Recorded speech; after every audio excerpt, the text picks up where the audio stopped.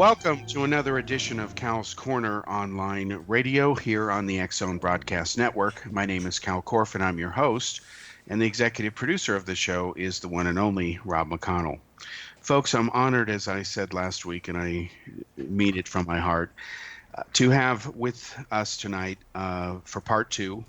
He can even have a part 3, 4, 5. I don't care. It's up to him. Dr. Bruce Maccabee, who's a top UFO researcher. He has a pedigree in ufology of doing top research, if you will, going back decades. If you Google him on the internet, of course, you'll find a lot of his work. Bruce can also give you the URL of his website where he has many of his scientific papers published, and they're real scientific papers. This isn't a bunch of New Age hooey, which unfortunately dominates the so-called field of ufology. Now, we're going to continue here with part two. In part one, before the end of the show, Bruce kind of teased us, I have to call it that, where he talked about some breakthroughs coming up in the so-called Tic Tac case. We're going to back up a little bit because we need to talk a little bit about that case before Bruce can get to his point, so that people are familiar with it, because it is both a new and a older case, meaning it didn't happen exactly yesterday, but the public's awareness of it was, of course, years after the event supposedly happened. So I'll let Bruce take it from here. Bruce, can you describe for everybody listening to this what the so-called famous TikTok case is and why it is important, if it is important? Well, it's a bit complicated, and I should point out that there is online interviews by the pilots involved, some of them anyway. So if you get a lot more detail from those interviews than I could give you in a short time here. But basically, the Nimitz carrier group, which includes the Nimitz aircraft carrier, submarine, and a bunch of airplanes, and a destroyer, were on training about 80 miles west of Baja, California. And they had been there for several days, and the people on radar had noticed these odd targets, radar targets, that were sort of appearing and then traveling some distance and disappearing, not being like ordinary aircraft that make a continual line across a screen, as they are detected at every point. And so on the, I think it was the 14th of November, I might have the date wrong, but this is about 10 days into this training mission, and they're about to end it, and these objects appeared on their radar, and one of the people controlling the strike group asked the pilots to go to a certain location and see if they could see anything. And to make a long story short, they went there and, in fact, did see something way down at the surface of the ocean. One pilot, David Fravor, said he saw water, looked like water was boiling underneath there, a big whitish area. And then he noticed an object moving, which appeared to be cylindrical with rounded ends, like the shape of a candy known as Tic Tac. And that's where the terminology came from. He described it as looking like a Tic Tac that was about 40 feet long, he thought. Now, was this the same object or another object? This was the first object, I think, that they actually saw. He saw it with naked eyes, yes. Okay, so when he first sees it, it's above the water. It looks like it's either displacing water the way a helicopter might displace it if it hovered above the water, or, as he said, it looked like it may have been boiling water, perhaps from a propulsion system, we don't know. He sees it first above the water, then he sees it in another location. That's the part of the sighting you're talking about now? Well, he saw it, and then he said it disappeared. It took off so fast it disappeared, as far as he was concerned. Okay, all right. He had to fly back. The strike group, the Nimitz, launched another pair of planes. There were two planes in each group, F-18, and Fravor was the guy who talked the most. His testimony is online in several places. The pilot of the other plane also saw something, same thing, but didn't get he wasn't willing to talk as much. But anyway, Fravor and the other guy went back to the aircraft carrier, and the carrier launched two more planes. And it was in the second group of two that one of the guys, I'm not sure we even yet know who it was, took a video, infrared video of the object. And you can see this, the plane was tracking this dot. And what you see is the screen of a forward-looking infrared system, which lists a whole bunch of details of data, and the object itself between two vertical bars that indicate that the system has at least somewhat locked onto the target. And then all of a sudden it goes to the left and off the screen. And unfortunately, there was a mix-up on the part of the people investigating this. Investigators were mixed up by the fact that Fravor's testimony was applied to combined with this video, as in fact they were independent events. The video was independent of Fravor's testimony. Mm-hmm. Fravor saw the naked eye, whereas the other guy could only see the infrared for some reason or other. And we've been analyzing this infrared video. I did some measurements on the video, and it was claimed in Fravor's testimony that this object was very erratic and having high-speed maneuvers from one place to another, and then zipping off so fast it was like it disappeared. So I was looking for speed, indications of high speed on this video called the Tic Tac video. Mm-hmm. And I have to say I didn't find extreme speed. It was going at least as fast as the airplane because it was staying ahead of it. That would be, I don't know, 300-400 miles an hour. And then the thing took off to the left. It could have exceeded, it could have sped up, it could have just turned to the left, and we don't really know.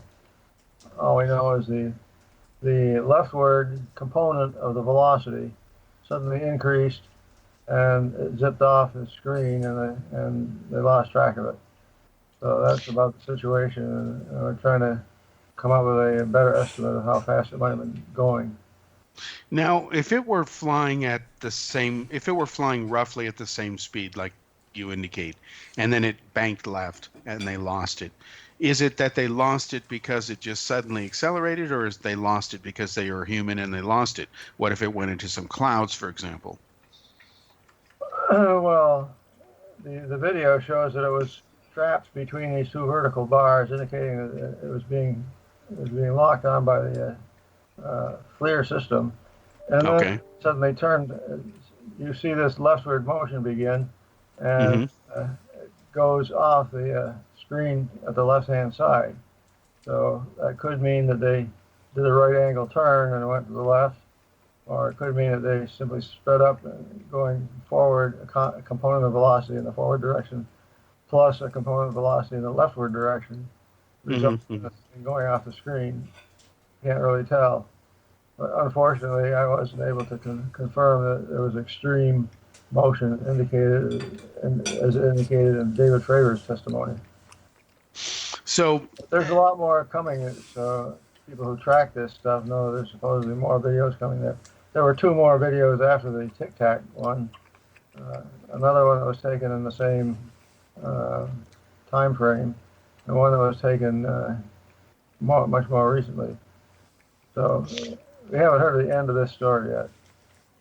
Well, I understand why we haven't, and I know that your descriptions of it are just very surface level, and it's not your fault, and it's not a criticism. It's just that it would take hours to go into the fine detail, and it is fascinating. For me, the case is important because it's either the real thing or it's not. It's binary in this case. If it is the real thing, the ramifications are incalculable. If it is not the real thing, then we've got a issue with the U.S. government, perhaps, as well as UFO researchers. And while it is nothing new to have some sort of scandal where concerned UFO researchers, the idea that the U.S. government or elements of it or certain personnel are working with UFO researchers to play them as some sort of useful idiot or to drive some sort of agenda, whether agreed on or not known, that to me is in its own way more profound, I guess, than if it were real aliens. What are your thoughts about that? Well, of course, every potential explanation plays in the game. However, we seem to be getting testimony from people who run the carrier group operations. You would think they wouldn't be part of, unless they were part of a government orchestrated cover-up, they wouldn't be covering up stuff on their own. They would be saying what they experienced.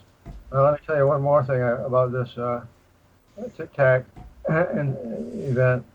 I spoke to the guy who was operating the radar at the time, and he said that he was seeing these things. They're starting, he first detected them near Catalina Island off the coast of California. And they were traveling southward at an altitude of 28,000 feet at 100 miles an hour. Now, guess what? There aren't many aircraft that can go at 100 miles an hour because it's such a slow speed. Right. Things were going lazily along, and then all of a sudden one of them would drop downwards. And he could practice. Okay, we have to take a commercial break. We'll be right back, and we'll continue with this. Be right back, Bruce.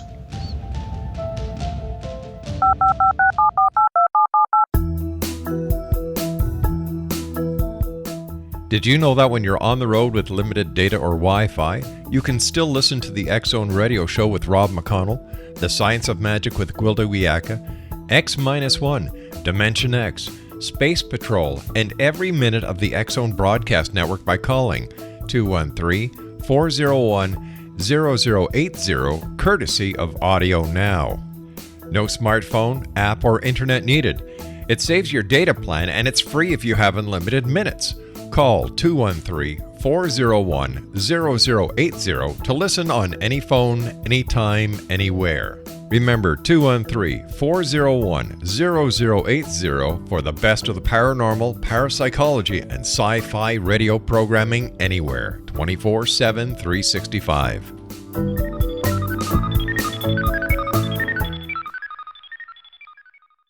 You have heard of the X-Zone? Now watch it on Simul TV. Plus 500 video games, live TV channels, free video on demand, worldwide, and more. Does this sound like tomorrow's television? Well, it is, but you can have it today, right now. It is Simul TV.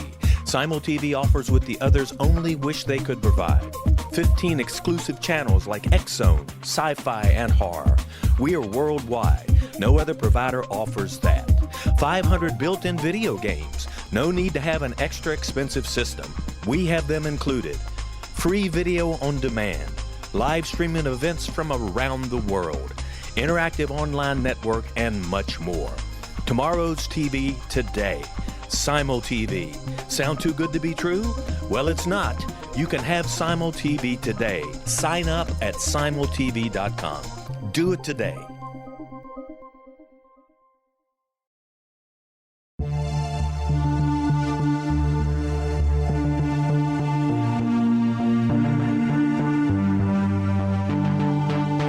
We live in rapidly shifting times of extreme volatility and uncertainty. Such profound change brings a unique opportunity for the evolution of consciousness. I'm Gwilda Wiyaka, host of Mission Evolution Radio Show, a program that explores the latest scientific developments and deepening spiritual truths supporting human evolution.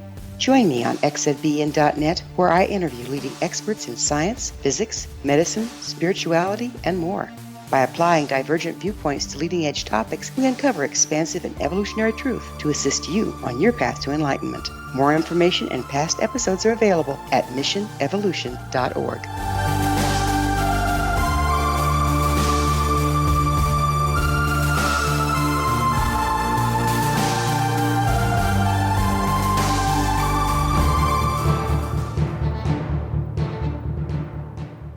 Welcome back, folks, to segment 2 here on Cal's Corner, here on the X-Zone Broadcast Network.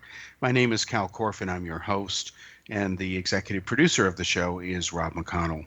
Now, before I had to interrupt Bruce, our guest here, because of commercial break, he was describing another incident, if I understand him correctly, where pilots had first reported this when they were flying, what was it, around 22,000 feet? They reported it, yeah.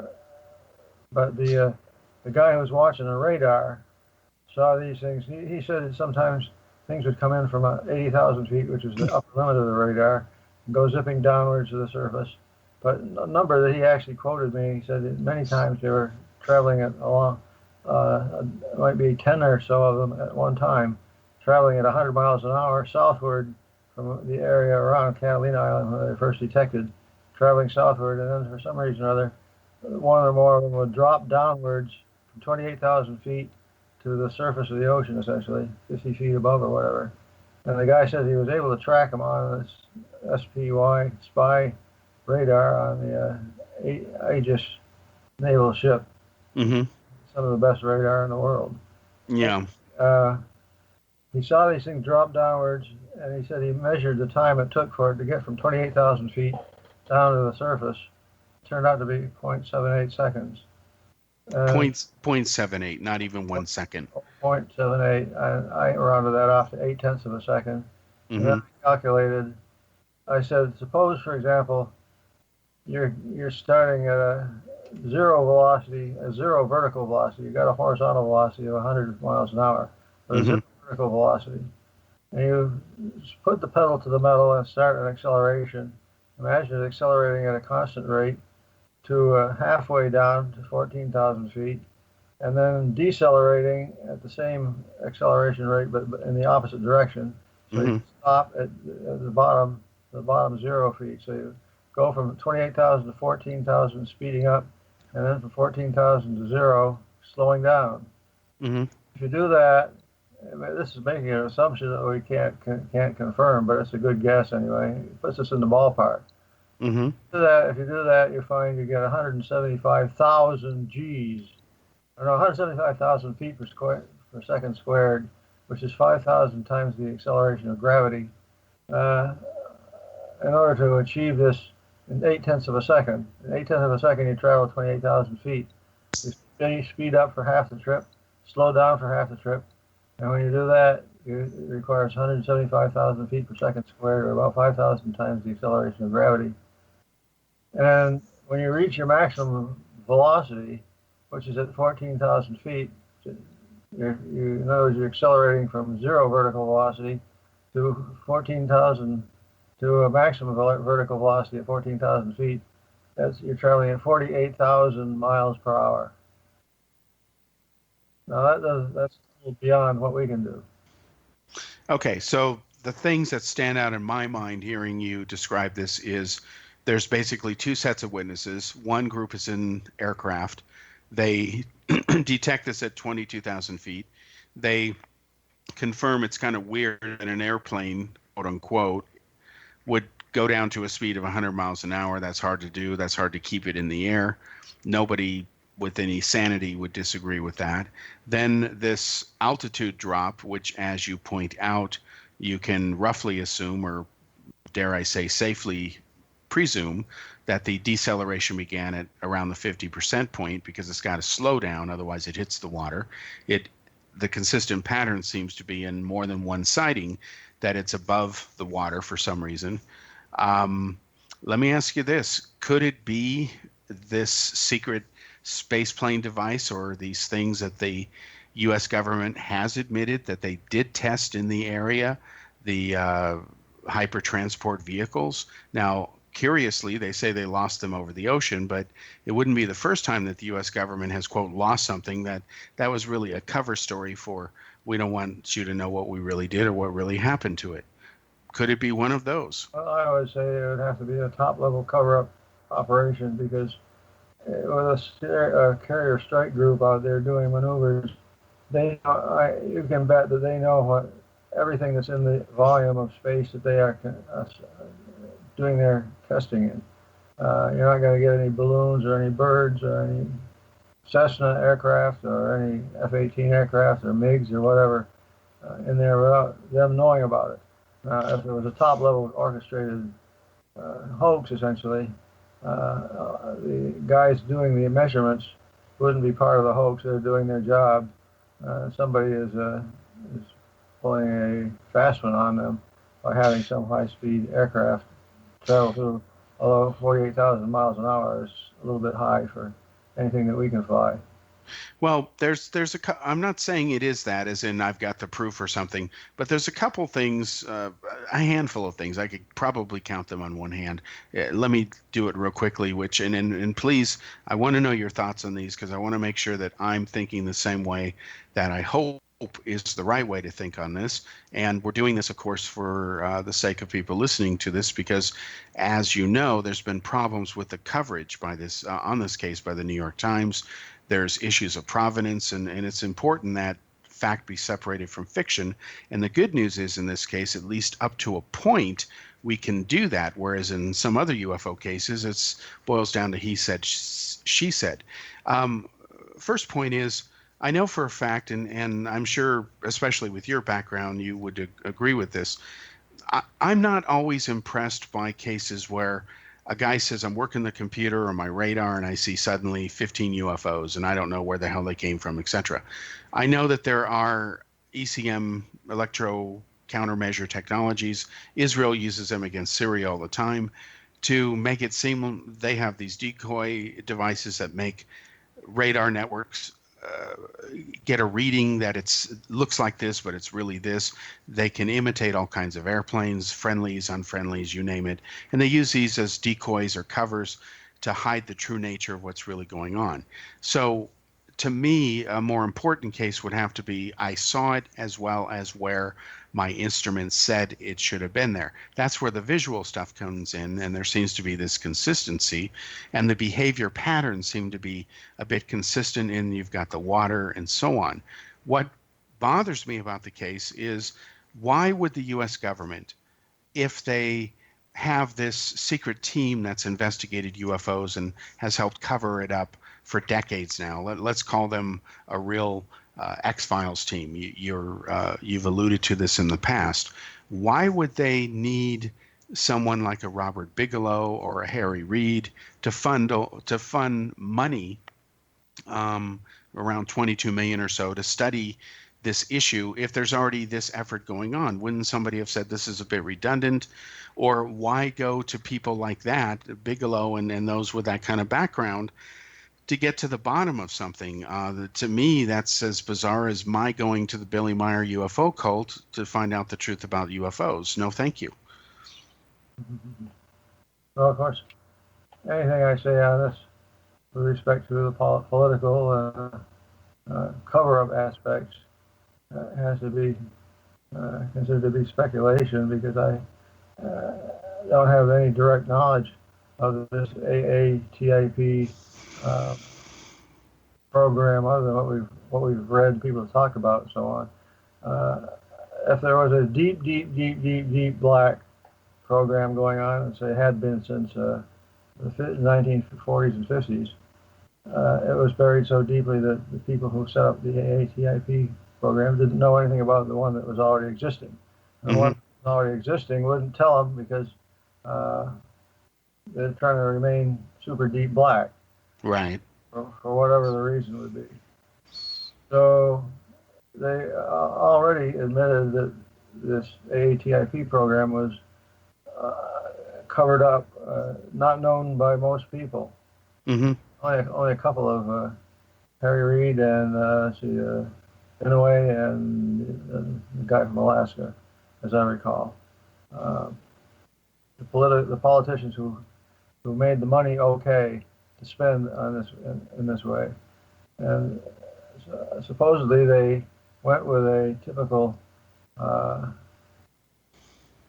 what's it called, broad area source request. We want somebody who's going to do a certain job for a certain amount of, and they have to tell us how they're going to do this job for a certain amount of time and for a certain amount of money, and what the output will be, and so on.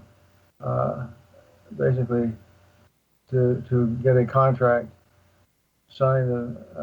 My guess is it was slanted towards Bigelow's operation because he already was putting money into it, and but it was an open source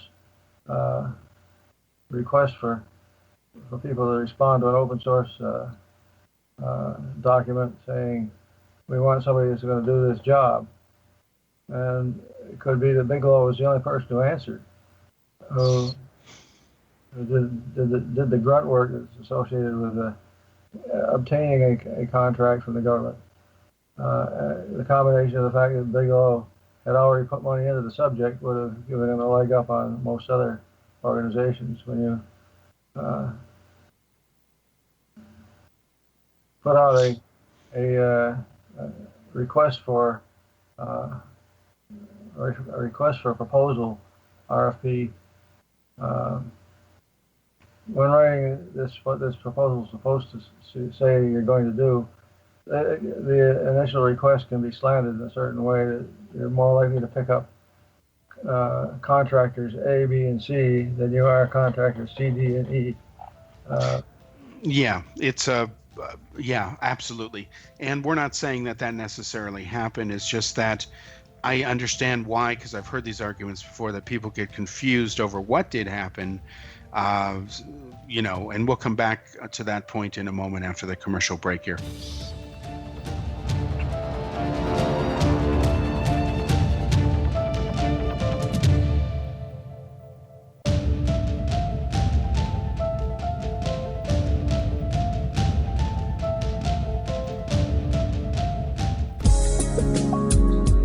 From our broadcast studios in Hamilton, Ontario, Canada, to the world and beyond, you're watching the X-Zone Broadcast Network, www.xzbn.net.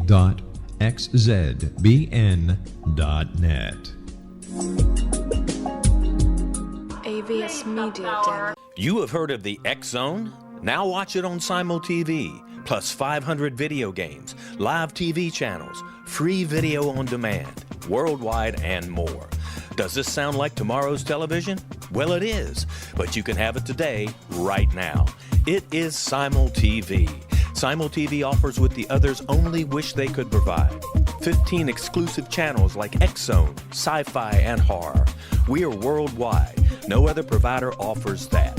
500 built-in video games. No need to have an extra expensive system. We have them included. Free video on demand. Live streaming events from around the world. Interactive online network, and much more. Tomorrow's TV today. Simul TV. Sound too good to be true? Well, it's not. You can have Simul TV today. Sign up at simultv.com. Do it today.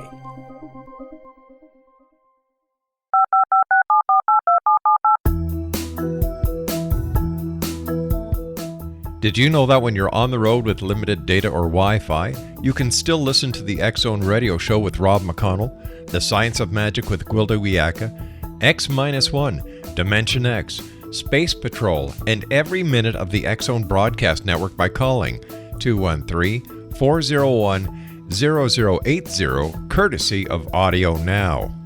No smartphone, app, or internet needed. It saves your data plan and it's free if you have unlimited minutes. Call 213-401-0080 to listen on any phone, anytime, anywhere. Remember 213-401-0080 for the best of the paranormal, parapsychology, and sci-fi radio programming anywhere, 24/7, 365.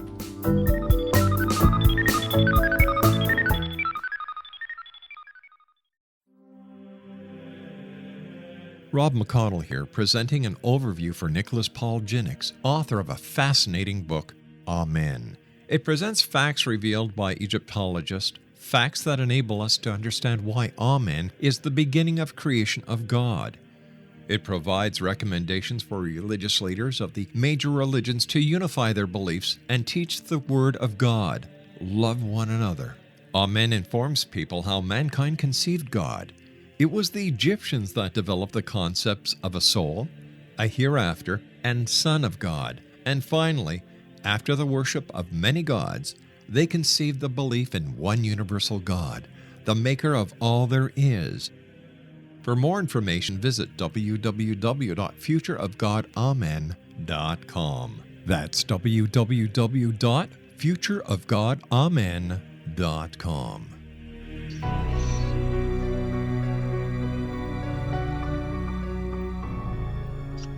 Welcome back to segment 3 here on Kal's Corner radio show here on the X-Zone Broadcasts Network. My name is Kal Korff, and I'm your host, and the executive producer of the show is Rob McConnell. Joining us again here is the famous Dr. Bruce Maccabee, who's a top UFO researcher. We were just talking about the famous Tic Tac UFO case, and he was going over some of the history involved in it and some of the unique elements. To briefly recap things, the U.S. government has had kind of a Swiss cheese approach to studying the subject of UFOs, at least publicly. I knew the late Dr. J. Allen Hynek from when I was a young boy, up of course until he died. Dr. Hynek was not only a friend of mine, but he provided guidance and even some quotes for my Meyer expose book, Spacious of the Pleiades, the Bailey Meyer story. And he told me one time that he was really frustrated with what had happened during his tenure as the scientific advisor for the Air Force's Project Blue Book, because he said that there were meetings he'd go to where he knew that the CIA was lying to him, that they had done something that they didn't bother telling the Air Force or working any channel to let him know that this object that somebody had seen was really one of their whatevers. And he had brought up the SR-71 as a specific point to that. Now, from what I've seen, Bruce, you've got what seems to be, just a real mess here. You've got the CIA in the past has launched entire aircraft programs where at some point during that process, as this thing has even been deployed, they tell the Air Force finally, oh yeah, by the way, that was us. You have a group of people who in the past have had government connections who like to mess with UFO researchers and use them to further whatever agenda, whether it be real or not. Now, my issue is how this whole thing was handled. Let's say it is something benign and completely like you say. Bigelow was the contractor. He won the contract. Others may have applied. Who knows? It was straight up through the front door. Of course, Bigelow would have an advantage. He's a wealthy individual, so he's got a lot more money. And even I might consider hiring him over a group like MUFON nowadays. But what bothers me is when this thing is labeled as disclosure, when I'm not seeing Pentagon officials coming out and saying, yep, that was us, or guess what, folks? Yeah, you have people who are retiring from DOD and others, but I don't see this formal through the front door thing. And then when you chase down the provenance of some of the videos, there are interesting videos, but there's always something that seems to be missing. You yourself have had interactions with the CIA on the subject of UFOs. You were asked to prepare a briefing. Can you share with the audience what happened in your own interactions when you were asked years ago during Clinton's presidency to prepare a briefing about UFOs? Well, of course, that's a long story and has nothing to do with the Tic Tac stuff we've been talking about because it precedes it by many years. I was investigating a UFO case in New Zealand in 1978, and it's very complicated with radar and movies and multiple witnesses and all sorts of stuff. And I was looking for some consultation on the radar aspects, and a physics professor suggested that I contact the CIA, and so I did that. The CIA called me. A guy called and said, "We will comment on your radar if you will tell us what happened on this sighting that occurred in New Zealand." So that's how I sort of became connected with the CIA, and that was in 1979. And I went to the headquarters a couple of times, and then didn't go anymore. 5 years later, I get a phone call from my CIA agent who was interested in the work I was doing for the Navy at the time, generating underwater sound with lasers, what I call laser zapping. And he has detected, he had found the Russians were doing the same sort of work. He wanted to know what the state of the art was from our point of view to compare with what he was getting off the literature on the Russians. So that's how I got to know this guy, Ron Pandolfi. And I had a number of discussions with him over the years.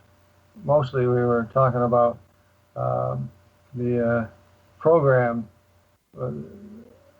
which is related to anti-submarine warfare,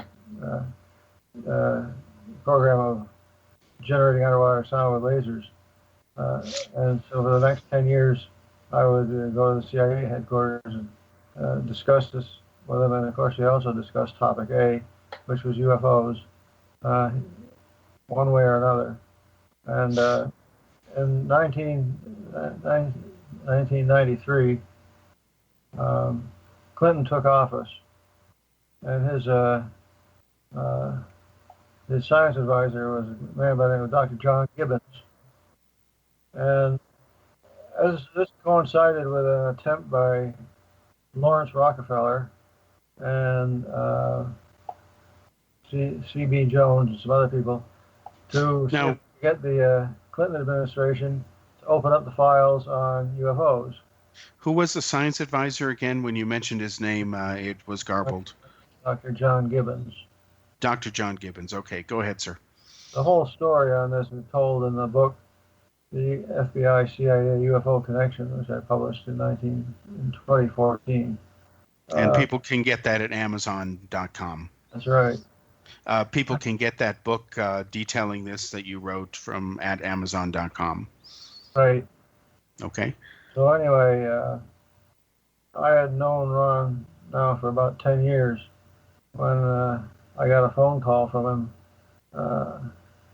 I was at home doing some work at my house, and I get a phone call from Ron saying, I want you, he said, hello, how are you, all that sort of stuff, and then, can you write a UFO briefing for the president's science advisor? And I nearly fell off my chair. Mm-hmm. Yeah. They get a request to talk about UFO, anything with the science advisor, say nothing of UFOs. So Ron explained to me that Gibbons had been contacted by Lawrence Rockefeller,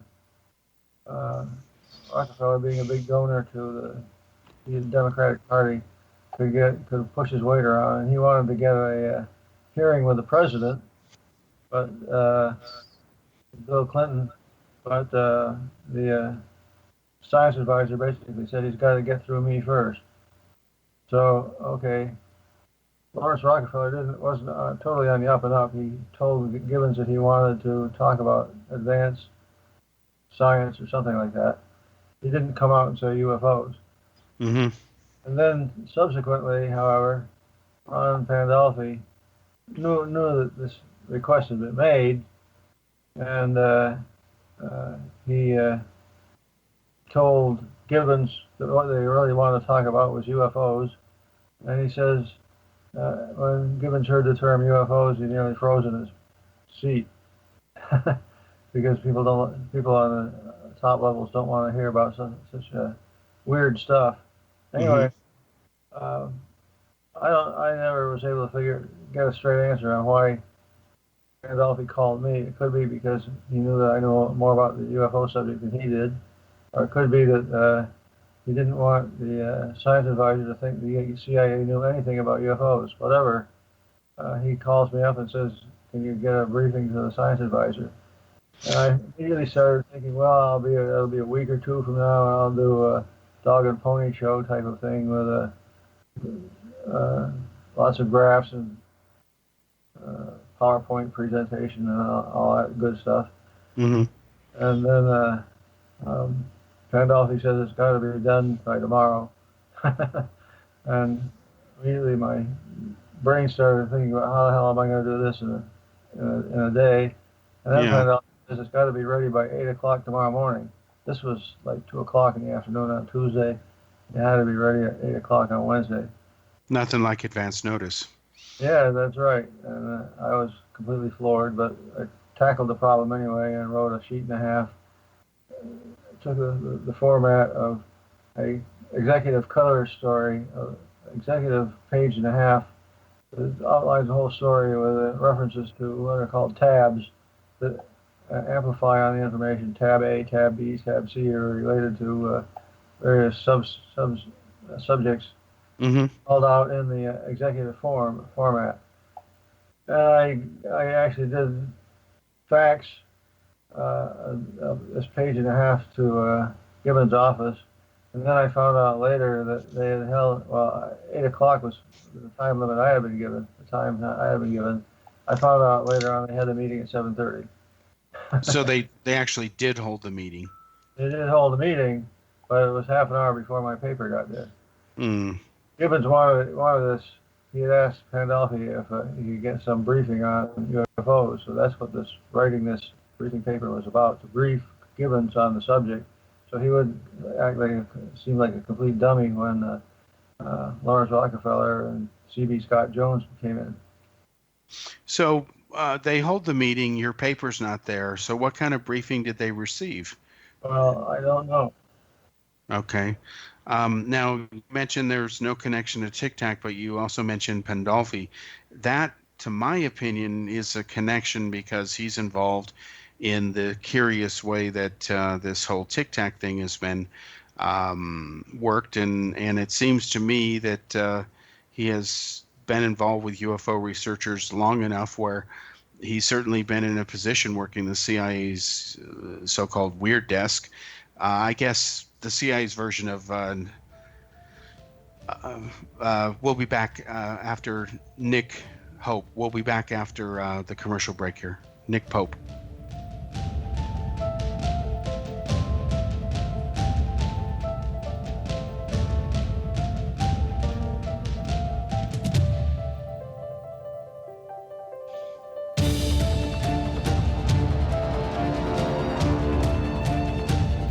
You have heard of the X Zone?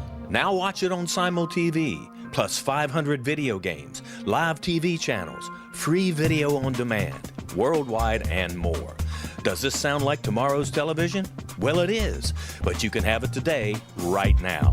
It is Simul TV. Simul TV offers what the others only wish they could provide. 15 exclusive channels like X Zone, sci-fi, and horror. We are worldwide. No other provider offers that.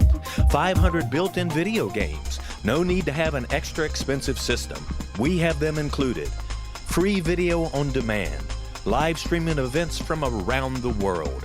Interactive online network, and much more. Tomorrow's TV today. Simul TV. Sound too good to be true? Well, it's not. You can have Simul TV today. Sign up at simultv.com. Do it today.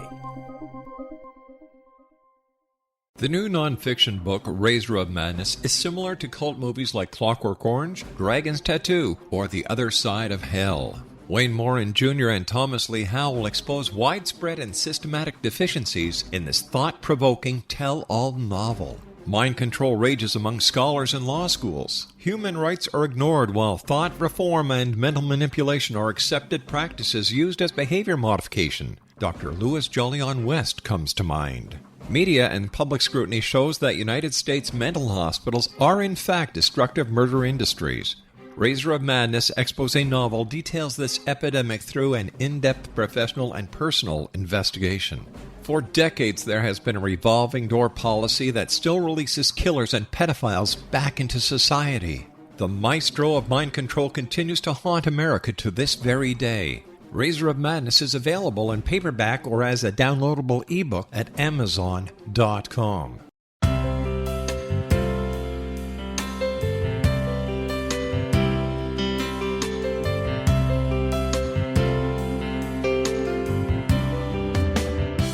The concept of a new age has been around since the late 19th century, yet much of its original meaning has been lost.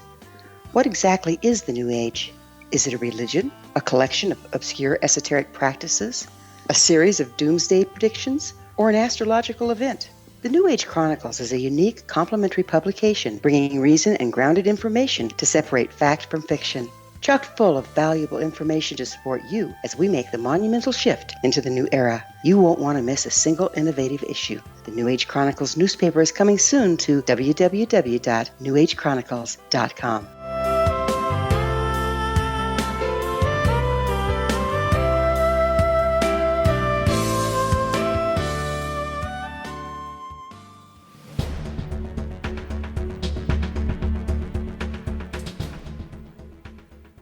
Welcome back to the fourth and final segment here on Cal's Corner radio show. My name is Kal Korff, and I'm your host.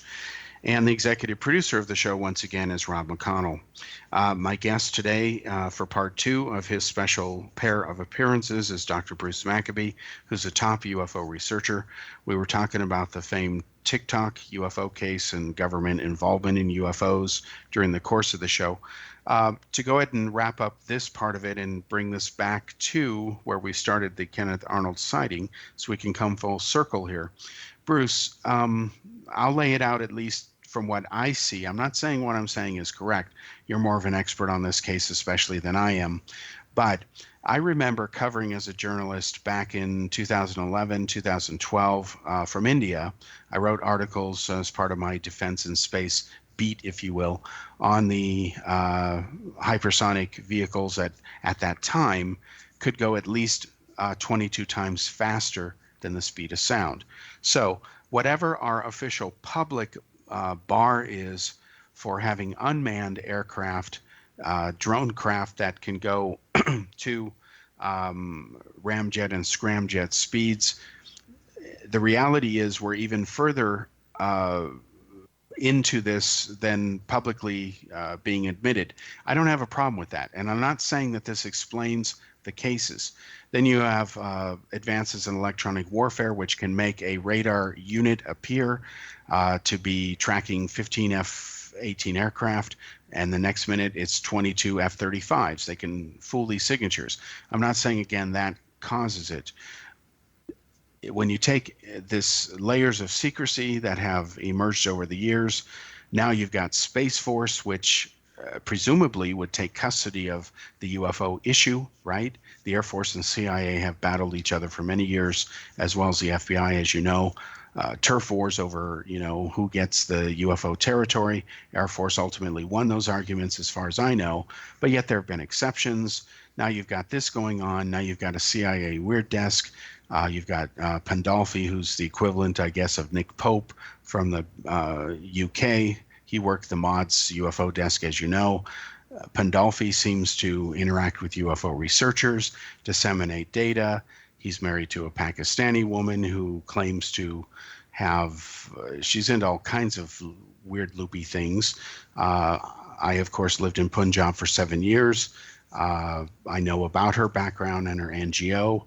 We were covering some of this from India, and it seems to me that people like Pandolfi are playing UFO researchers, people who mean very well and want the truth to come out, but then it's being spoon-fed to them in ways that why don't they just release the whole thing? Why don't we have the whole files on these videos, the radar trackings? Was it really government disclosure? Yeah, if you put an asterisk down there and you explain that it's kind of selective, I don't understand why this convolution, is taking place. When you start bringing in portals, you've got a story today in Las Vegas where a guy claims that he's measured the first disparity of time between Vegas and some other location. Who knows if it's true or not, but all of this stuff seems to be a convoluted mess, and the media has blown their coverage of it. I don't envy somebody like you who's trying to sort all this out. Do you see this as a mess and a mixture of things as well, or am I just imagining all these things? Yeah, there's no doubt a mixture of an awful lot of stuff, because we're working with a phenomenon that hasn't been nailed down yet as to exactly what it is. I've managed to, in a sense, stay above the fray by let somebody else do all the theorizing about what's going on. Stick to the individual cases and try to get any data out of them. The first thing you have to do, though, is to decide whether or not any particular sighting is really unexplainable, or if it is if it is, can be explained reasonably. Reasonable explanation would have to be something that obeys physics and is agreed with upon by at least a small number of people. Somebody agrees that a particular explanation makes sense. It's easy to see how some explanations that are offered don't make any sense. Mm-hmm. Studying the Kenneth Arnold case you referred to, we just went past the 71st anniversary of the Kenneth Arnold sighting, which gave birth to the term flying saucers. Mm-hmm. Yeah. And it's a microcosm of this whole subject, because you have the initial report, the shock value of the initial report causing news stories to be circulated literally around the world within the first week or two of his sighting. And then a reaction that sets in. Well, more and more people come forward and say, I saw something weird up in the sky. A reaction sets in, which is that all these people are nuts. And the Air Force denied that it had anything to do with flying saucers. So the media, after several weeks, began to poo-poo the whole subject, and it sort of dropped out of when the sighting rate went back down after a big rise in sighting rate from the third week in June to the second week in July. Mm-hmm.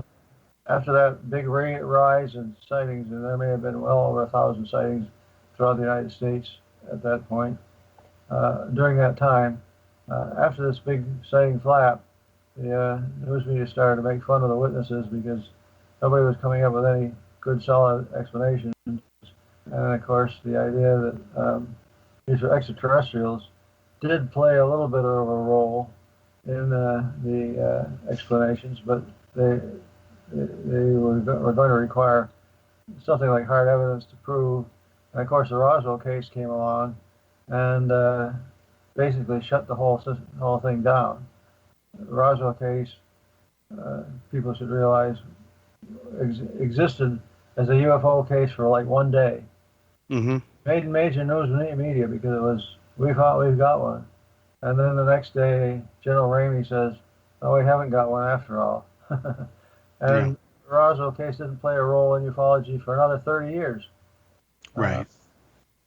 So anyway, if you look at the Kenneth Arnold case, you find immediately the thing that made me angry.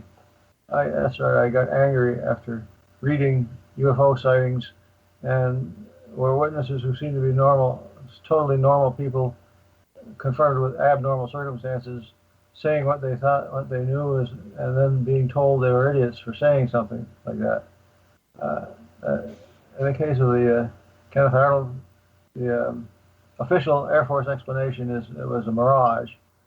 And as a physicist, I knew that mirages, a mirage at the mountaintop, if you're up at an altitude comparable to the top of a mountain, and the air temperature as a function of vertical altitude in the atmosphere is just right, so-called temperature inversion effect, you can get a inverted image of the top of the mountain.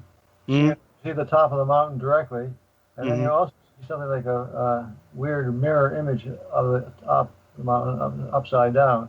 So somebody had suggested that since there are a lot of mountains around Mount Rainier, that somehow Kenneth Arnold had mistaken the mountaintop mirages for flying saucers. Yeah. But you ask yourself, what's one of the key parts of Arnold's description was that these things were first seen far to his left, to the north, and they traveled right across in front of him, even in front of the Mount Rainier, and then down southward. Point being that they were going from the left to right, lateral motion at a very high velocity. But mountaintop mirages stay over the tops of the mountains. They don't go left, right at all. They just stay there. Right. So why in the world would the Air Force propose an explanation that was physically impossible? That was one question. Why did the Air Force mostly, but other quote scientific explanations were off? Scientists would offer explanations. And then the other thing was uh, lost my train of thought. Well, I think. Oh, yes. Yeah, go ahead. The Air Force could get away with proposing explanations that made no sense. Like, for example, saying that the witness saw the planet Venus when the astronomers can prove that the planet Venus was on the other side of the Earth at the time, or whatever. And what was it? Well, they have a history of coming up with these explanations. One of the things that shocked. Another thing that bothered me was, once these explanations have been published, why didn't the scientific community undertake to verify or reject the explanations? The Air Force got away with some stupid explanations because the scientific community would not speak up about it. That sort of pissed me off. Yeah, I understand, and you're right to feel that way. I think any decent, concerned human being would feel that way, and they should feel that way. The media, of course, also drops the ball. What surprised me when I read the New York Times story was, if it is as they reported, keyword if, always an issue with New York Times and a lot of media nowadays, unfortunately. And this is independent of the issue of Donald Trump, but I've noticed, as have you, the way the media has covered issues like UFOs over the decades has been a joke. And they don't understand it, but I don't understand why the New York Times doesn't have a team of reporters on this tic-tac case and story if the story really happened the way they reported it. They've dropped the ball. It's ridiculous. You're not the only one who wonders why the New York Times claimed that they had vetted the whole story. Yeah. They were willing to put it in the newspaper. Mm-hmm. But you think that they would have reacted to the reaction? There was a sudden heightened interest in the subject as a result of that story. But did that get them to continue investigating it? No. It was just like the Chicago O'Hare case. Yeah, they dropped the ball. Bruce, thank you for being on the show. We'll absolutely talk again. We have to go. Thanks to everyone for listening, and I hope you enjoyed it.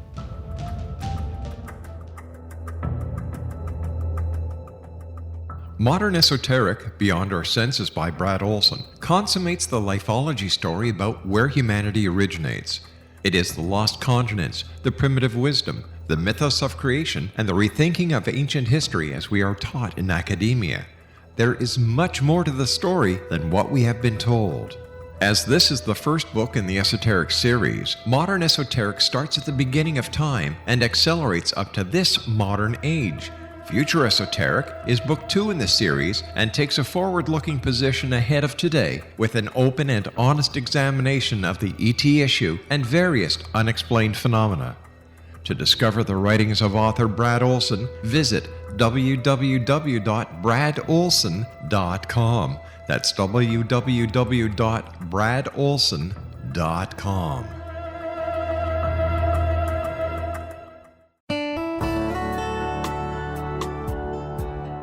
Are you or is someone you know struggling with addictions, depression, anxiety, relationships, low self-esteem, lack of confidence, grief, success, and prosperity?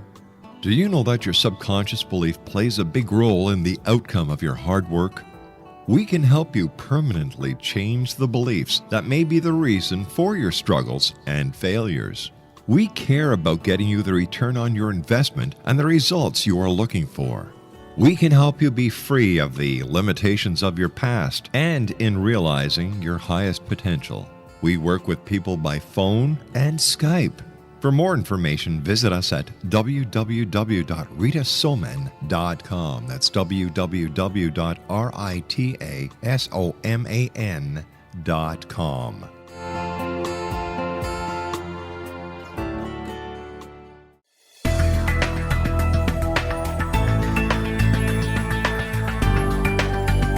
Do you think you have energy problems in your home? Do you feel better when you're away than when you're home?